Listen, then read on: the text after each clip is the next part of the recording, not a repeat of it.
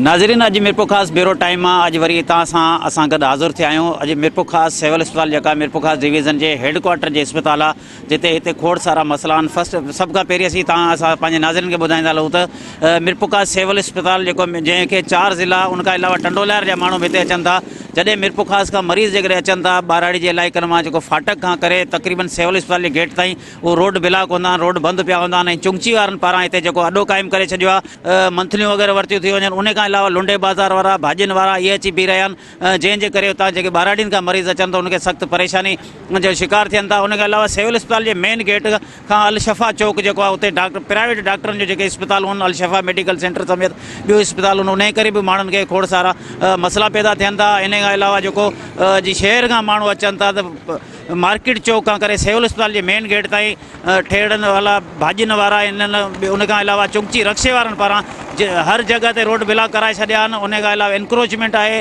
रक्षा ऐं चुंगची वारनि जे करे हिते माण्हू अची कोन था सघनि, गाॾियूं हली कोन थियूं सघनि, जंहिंजे करे मिरपुर ख़ासि सिविल अस्पताल में जेके मरीज़ अचनि था उनखे तमामु सख़्तु परेशानी थिए थी। ख़ासि तौर ते कहिड़ा धकेल भटियल अचनि था या गोलियूं लॻल माण्हू अचनि था, उन्हनि लाइ वॾी परेशानी जो शिकार आहे। जॾहिं त मिरपुर ख़ासि सिविल अस्पताल जेका आहे 1 सदी खां वधीक इन सिविल अस्पताल खे थी वियो आहे। उन बावजूदि हिते जेको बर्न्स वार्ड कोन्हे, उन खां गाइनालोजिस्ट उहो बि डॉक्टर कोन्हे, उन खां अलावा डॉक्टरनि जूं केतिरियूं पोस्टूं ख़ाली आहिनि, उते बि डॉक्टर मुक़ररु कोन्हनि। उन खां अलावा जेको हितां जेको खोड़ सारे जेके अहिड़ा जेके डॉक्टर उन्हनि जूं पोस्टूं ख़ाली आहिनि, अञा ताईं उहो डॉक्टर मुक़ररु कोन थिया आहिनि। छाजे करे त हिन अस्पताल खे 1 सदी खां वधीक थियल आहे, उनखे को बि ध्यानु न पियो ॾिनो वञे। अचो त हितां जे मरीज़नि सां असां तव्हांजी ॻाल्हि ॿोल करायूं। क्या मामला है, क्या मसला था तुम्हारे साथ? मसला, हम बच्ची को लेकर आए थे, एडमिट करवाया, रात को हमारे को वापस भेजा, दूसरे दिन बच्चे को एडमिट करा। कह रहा बच्चे को डिप लगवाओ, इंजेक्शन लगवाओ। मैंने यहाँ से डिप भी लिए, इंजेक्शन भी लिए, कैनोला भी लिया, बच्चे को चढ़ाया डिप इंजेक्शन। दूसरा शाम को हमारे को कोई डॉक्टरों ने वो बोला वो उसका केस है, वो बोला उसका केस है, ये बोला। शुरू में अमिता लगारी ने मेरे से पायल लिया, आप इसमें साइन करके दें, रिक्स हम नहीं। क्या बच्चे का नाम था, कितनी उम्र थी उसकी? साना नाम था, 22 साल था बेटी मेरा। उसका सीजर हुआ, बच्चा 1 घंटा जिया। हमने वो भी वो अलनूर में करवाया, 20,000 रुपये लगे। मगर वो है कि बोला इधर डिप और इंजेक्शन लगाना, बच्चे का धड़कन खत्म हो गया, कम हो गया। और हमने पैसे दे के करवाए, हमारा बच्चा खो दिया बच्चे ने, और पैसे का पैसा लग गया। अब यहाँ मैंने कल आया, सिविल सर्जन से भी बात हुआ, कह रहा मैं टीम बिठाऊंगा, ये बिठाऊंगा। मैंने बोला ये फाइल है, लिखा हुआ है, इनको लेकर आओ, नहीं तो इनको निकालो, नहीं तो मैं मार दूंगा इनको। 2 दिन बराबर रखा, एक रात को पहले भी रखा। हमारे साथ ये सिस्टम है। और इधर यही मैंने सुना हो, ये वार्ड में बोला ये बंदे जाकर सो जाते, और सिस्टर बोले 500 दियो, 200 दियो, 100 दियो। मैंने खुद 2-3 केसों में इनको दिए, पहले का पैसे का अपोर्ट करते हैं ये लोग। अब सिविल सर्जन क्या बोल रहा है तुम्हारे को? सिविल सर्जन आज 11 बजे बुलवाया, अब ये फाइल लेकर जा रहा हूँ, देखो क्या इंसाफ करेगा, नहीं करेगा तो कराची तलक बोल देंगे हम लोग। कल एमपीए ने भी इसको फोन करा, खैरुन्निसा मुगल ने, बोला ये ना इंसाफ। ये पहले भी सिविल सर्जन को बोला देख एक केस है, इसको फाइल करो। अगर बच्चे का सीजर का था आप लिख के दे देते, हम करवा लेते। उसके बाद क्या प्राइवेट अस्पताल में आपको भेज दिया? हाँ, प्राइवेट अस्पताल में गए, वो बच्चे का सीजर हुआ, बच्चे का मगर 2 घंटा बच्चा जिया। कल हमने आकर यहाँ सिविल सर्जन को बोला, 1 घंटा हमने महेश के पास उधर बिठाई में बच्चे को रखा, मगर बच्चे का धड़कन ही कम था। इन्होंने पहले ही ऐसा करा, बोला इंजेक्शन सुई लगा कर।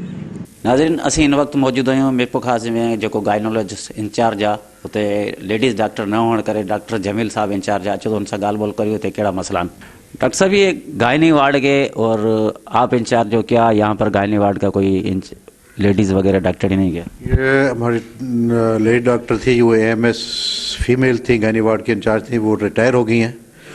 इसके बाद कोई हमें पोस्टिंग नहीं हुई है, 1-2 पोस्टिंग ऑर्डर उन्होंने ज्वाइन नहीं किया है, इसलिए मजबूरन CS साहब ने मुझे चार्ज दिया है।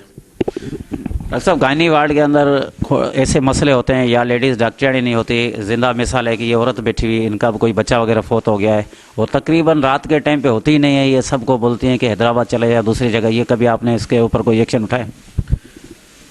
वो अल्लामा इकबाल का शेर है ना, शहसवारी गिरते हैं मैदान जंग में, वो बच्चा क्या गिरेगा जो घुटनों के बल चले।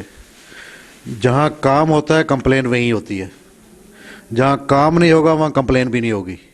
अलहमदुलिल्लाह हमारे पास काम हो रहा है गायनी डिपार्टमेंट में। टीचिंग हॉस्पिटल्स को छोड़ के पूरे सिंध का मैं दावा कर सकता हूँ सबसे ज़्यादा डिलीवरी हमारे पास हो रही है, और सीजर्स ऑपरेशन सर्जरीज हमारे पास सबसे ज़्यादा हो रही है। 70 से ज़्यादा माना सर्जरीज हमारे पास गायनी में हो रही हैं और 300 से ज़्यादा एनवीडीज हमारे पास हो रहे हैं। पूरे सिंध में टीचिंग हॉस्पिटल के साथ का आप रिकॉर्ड देख लें, किसी का भी इससे इतने यो परफॉर्मेंस कहीं भी नहीं आपको मिलेगी। जहाँ परफॉर्मेंस या काम होता है, प्रॉब्लम भी वहाँ होते हैं। हमारे पास गायनेकोलॉजिस्ट नहीं है, WMOs हैं जिनसे हम सर्जरी का काम ले रहे हैं। अगर वो कह दें कि वो अथोराइज नहीं है सर्जरी के लिए, लेकिन ऑन रिक्वेस्ट वो सर्जरी कर रही हैं और 60 70 80 सर्जरीज माना कर रही हैं। अब वो गायनेकोलॉजिस्ट हमारे पास नहीं है, मजबूरी हमारी उन्हीं से काम ले रहे हैं। ठीक है। कितने वार्ड हैं आपके पास? ये क्या डबल औरतें उस वार्डों के अंदर बेडों के ऊपर होती है क्या? हमारे पास सिर्फ आपको अगर देखें तो ये डिविजनल हेडक्वार्टर हॉस्पिटल काम कर रहा है, तो डिस्ट्रिक्ट लेकर डिवीजन हेडक्वार्टर 4 और 5 डिस्ट्रिक्ट हमारे 4 और उसके सारे पेशेंट हमारे पास रेफर हो गए हैं। और वार्ड हमारा 24 बेडेड है, जो शहर के मरीजों के लिए भी नाकाफ़ी है। इसलिए जब ओवरलोड हो जाता है तो फिर क्या करें, बाज़ का हमें डबल पेशेंट भी लटाने पड़ते हैं, बेड कम है हमारे पास। इसमें कोई मसला तो नहीं होता है जैसे औरतें आती है डबल, एक बेड के ऊपर 2 औरतें होती है या? प्रॉब्लम तो होते, अब हम क्या करें, उनको मजबूरन कहना पड़ता है, वो भी एडजस्ट हो जाते हैं फिर। और अक्सर जो वहाँ पर जो मरीज़ दाखिल है उनका कहना है कि यहाँ पर सरकारी स्टोर भी है, सिविल हॉस्पिटल को ज़कात फंड भी है, दूसरे फंड भी है, फिर भी ये दवाएं जो हमारे को बाहर से ख़रीदनी पड़ती है, ये मामला है क्या? जो कुछ गवर्नमेंट हमें सप्लाई दे रही है, अब देखें जो बजट के हिसाब से देखें उतना बजट नहीं है जो हम 100% फैसिलिटेट कर सकें मरीजों को, उतना बजट नहीं है। बहरहाल फिर भी हम कोशिश करते हैं कि जो कुछ हमारे पास है अवेलेबल वो मरीज़ों को प्रोवाइड करें। इसके बाद जो गरीब मरीज़ के लिए उनके लिए ज़कात फ़ंड का भी ऑप्शन है, वहाँ से भी मिल जाती है उनको, इतनी ज़्यादा कोई प्रॉब्लम नहीं है इसमें। कोई भी दुनिया का मुल्क 100% मेडिकल फैसिलिटी नहीं दे सकता, वो सूरत है हमारे पास भी है। हमारे साथ कुछ आपका हमारे मुल्क की हालात की वजह से थोड़ी ख़राब है। ये एक औरत बैठी है आपके सामने जो कंप्लेन कर रही है, क्या मामला? ये कहती है कि इधर आए थे, हमारा बच्चा फोत हो गया, इसका क्या इंक्वायरी टीम बैठी है? ये खातून कल आई थी, यहाँ हमारी मीटिंग लीडर गायनी डिपार्टमेंट की लीडर यहाँ मीटिंग हो रही थी कल, उसी वक्त ये कल खातून आई थी। तो हमने इन्हें कहा था कि आप अपनी फ़ाइल ले आए, फिर उससे हम देखेंगे क्या सूरत हाल है, फिर इंक्वायरी उसकी कमेटी बिठाएंगे। वही जो मैंने कहा कि कंप्लेन वहीं होती है जहाँ काम होता है। इंशाल्लाह काम हो रहा है, अगर कंप्लेन हो तो इंशाल्लाह हम पूरी कोशिश करेंगे उस कंप्लेन को दूर करने की, आइंदा वो ना हो। अगर ये मरेंगे नहीं तो मैं आग लगा दूंगा, तेल अगर नहीं लगाया मैं अपना बाप का नहीं हूँ, बलूच हूँ। ये मेरा बात है, वायदा है, ये मैंने कर दिया। कल भी इन्हों से बात हुआ है, आज भी यही बात है। मैं कत्ल करवाऊंगा फिर टंडाऊंगा। कमेटी ममेटी बकवास है, ये ऐसे ड्रामा करते, ये मैं नहीं मानूंगा। कितने दिन बच्चा जिंदा था? बच्चा 2 घंटे कमा पेश, 2 घंटे बच्चा जिंदा रहा है, 2 घंटे के बाद बच्चा फौत हुआ है। क्या डिलीवरी यहाँ पर हुई है? डिलीवरी यहाँ पर नहीं हुई। कहाँ पर कराई थी? कहाँ पर कराई? जब सिविल में एडमिट किया है, रात को 3 बजे यहाँ से लेकर आए मरीज को। रात 3 बजे से दिन तक यहाँ पर शाम तक मरीज रहा है। कहने लगा आपका बच्चा नॉर्मल है, ऐसी कोई बात नहीं है, आपका बच्चा नॉर्मल है, ऐसी कोई बात नहीं है। कहाँ रहते हो? नाम क्या है? कानूनी, मेरा नाम मोहम्मद फ़हीम कुरैशी है और मैं हीराबाद में रहता हूँ। लेकिन उसने ये कहा कि बच्चा बिल्कुल नॉर्मल है, ऐसी कोई बात नहीं है, बच्चा बिल्कुल नॉर्मल है, ऐसी कोई बात नहीं है। उसने कानूनी कार्रवाई लिखवाई है कि बच्चे को ये हो गया है, ये हो गया है, ये हो गया है। मतलब कि उसके पास जब मौजूद जो मरीज के साथ लोग थे वो अनपढ़ जाहिल इंसान थे, उन्होंने पढ़ा नहीं। उसने अपनी कानूनी कार्रवाई करने के बाद उन लोगों से साइन ले लिए। मतलब उन्होंने इन लोगों को गलत साबित किया, इन लोगों का काम सही नहीं किया और गलत साबित इनको। आपने सिविल सर्जन के दूसरे किसी को कंप्लेन की? नहीं, उस वक्त कंप्लेन नहीं की जिस वक्त ना डॉक्टर दूसरे को दिखाया है, अलनूर में लेकर गए, वहाँ सीजर हुआ है, बच्चा फौत हो गया है। उसके बाद पता पड़ी है कि ये कहानी इसने ऐसे गलत की थी। नाज़रीन, असीं वक्त मौजूद आहियूं मेरपुर ख़ासि जे गायनी वार्ड में। अचो तो हिते जेके मरीज़ दाख़िल आहिनि उन्हनि खां ॻाल्हि ॿोल करियो त हिननि जो छा चवणु आहे। केतिरनि ॾींहंनि खां तव्हां हिते दाख़िल आहियो? रिपोर्ट में लिखियल हूंदा न, पढ़े ॿुधायो त असां उहा खां ॿुधायूं। भला दवाऊं वग़ैरह मिलनि थियूं न? दवा कोन मिले। छा था चवनि ही?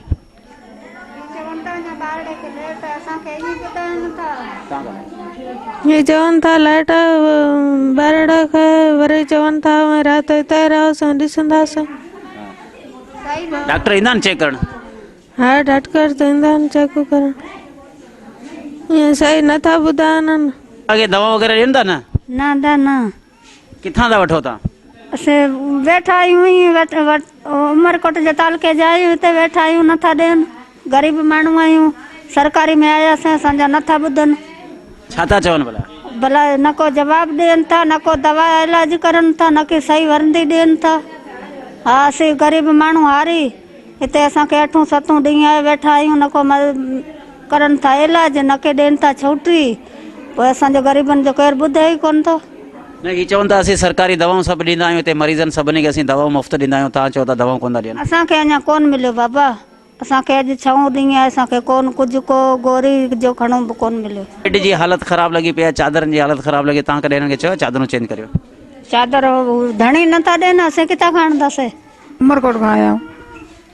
घणा ॾींहं थी आहिनि तव्हांखे हिते? असांखे हिते 3 ॾींहं। छा भला हिते इलाज वग़ैरह थिए थो न? न इलाज न को, ॿियो 3 ॾींहं आंदी आहे, ईअं बेड ते पई आहे, कुझु बि न आहे।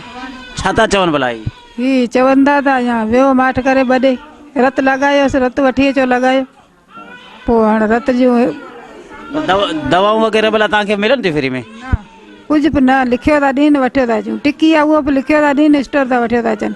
माना का दवा बि कोन था ॾियनि? न कोन ॾिनी आहे। हा डिलीवरी बि चवनि था, हाणे वरी ॿिए जाइ ते वञो।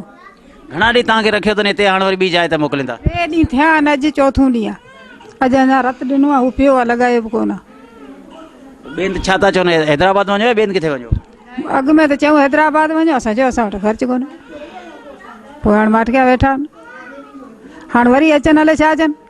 घणनि ॾींहंनि खां तव्हां हिते दाख़िल आहियो, छा था चवनि? असां 4 ॾींहंनि खां हिते दाख़िल आहियूं। किथां खां आया आहियो तव्हां? असीं बच्चाबंद खां आया आहियूं। न हाणे हिननि जो छा चवणु आहे?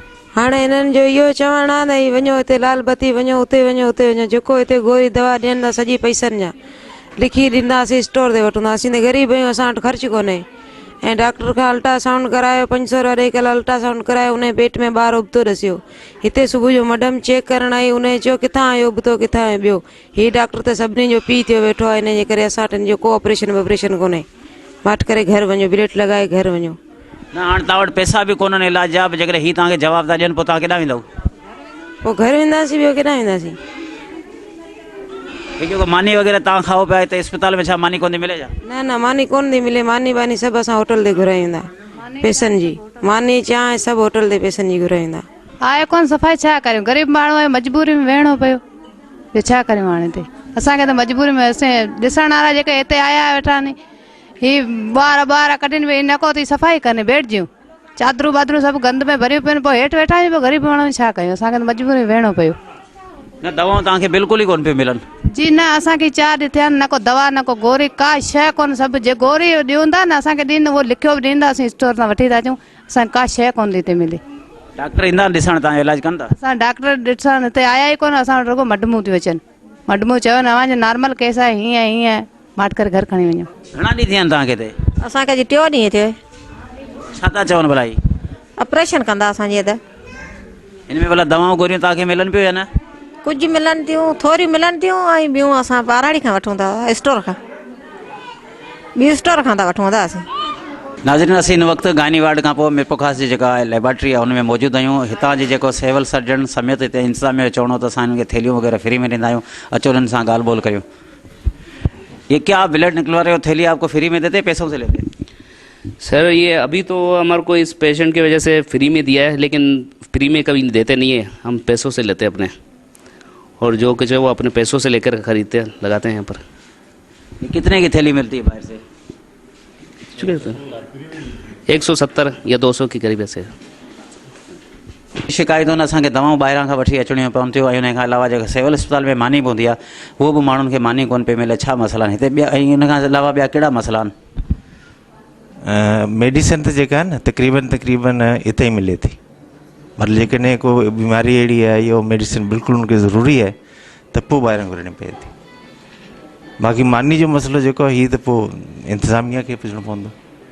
राति जे टाइम अक्सर हिते जेके ॿारनि जे वार्ड में डॉक्टर बि मौजूदु कोन हूंदा, छाजे करे कोई अहिड़ियूं शिकायतूं आहिनि? ऐं त नथो सम्झां अहिड़ी कोई शिकायत हुजे। राति जो बि मतिलबु डॉक्टर त मौजूदु हूंदा आहिनि हिते, मतिलबु ॿारनि जे वार्ड में के डॉक्टरनि जी का खोट वग़ैरह आहे छा? न को खोट कोन्हे, बिल्कुलु सही आहे। बुखार छा आहे? छाती दुखे थी, हाणे पेट में सूजन आहे, उहे जो ख़राबु आहे, तकलीफ़ थिए थी पेट में सूजन से। हाणे डॉक्टर चेक कंदा तव्हांखे? होए दवाऊं वग़ैरह? दवाऊं दवाऊं ॾिने कोई न पीअणा रहे कोन था ॾियनि? न सुई हणी था जा रुगो इहे किथां वठंदा आहियो दवाऊं? दवाऊं बचे हिते स्टोर में थो वठे। ॿाहिरां खां वठंदा आहियो? हा इहे थिए असां आहियूं खिपरे जा मीरपुर खास में वेठा आहियूं। छा मसलो आहे हिते? कहिड़ा मसला आहिनि भला हिन वार्ड में? मसला त कुझु बि कोन्हनि, हीअ सिर्फ़ु गंदगी जे अस्पताल जे न ठाहिराइण जे करे ऐं न सफ़ाई जो इंतज़ाम आहे। ऐं अहिड़ी मतिलबु जेको असां जहिड़ा चङा भला माण्हू हूंदा आहिनि उहे बि ॾिसंदा आहिनि त उहे बीमार थी वेंदा आहिनि। पर हिते दवाऊं जेके मिलंदियूं आहिनि सरकारी उहे तव्हांखे मिलंदियूं या मेडिकल स्टोर था वठो था? असां त दवा न वरिती कोन्हे, इम्कान ई कोन आई आहे। ऐं जेकी मतिलबु इंजेक्शन वग़ैरह हूंदा आहिनि ऐं उन में डिब में लॻाए छॾींदा आहिनि। जंहिंखे ज़रूरत हूंदी आहे त उन्हनि खे मिलंदा आहिनि, जंहिंखे न हूंदी आहे उन कोन मिलंदा आहिनि। माना हितां सिविल में ई मिलंदा? जी सिविल में मिलंदा आहिनि अक्सर। चाचा किथां आयल आहियो तव्हां? असां ही मीरपुर ख़ास जा आहियूं। हा, छा मसलो आहे भला हिते? कहिड़ा प्रॉब्लम? ही तव्हांजी चादर जी हालत ॾिसो ख़राबु लॻी पई आहे। बस असां हींअर आया आहियूं, अञा दाख़िलो वरितो आहे हींअर। हा ये अॻे बस अची वेठा आहियूं, अञा त सही तरह बस मरीज़ो हिन खे साह जो कसर हो, पोइ हाणे दवाई वठूं पिया। अञा त न तव्हांखे बेड जी चादर वग़ैरह कोन पिया चेंज करे ॾियनि? अञा त कोन कई आहे, अॻे जी लॻल आहे।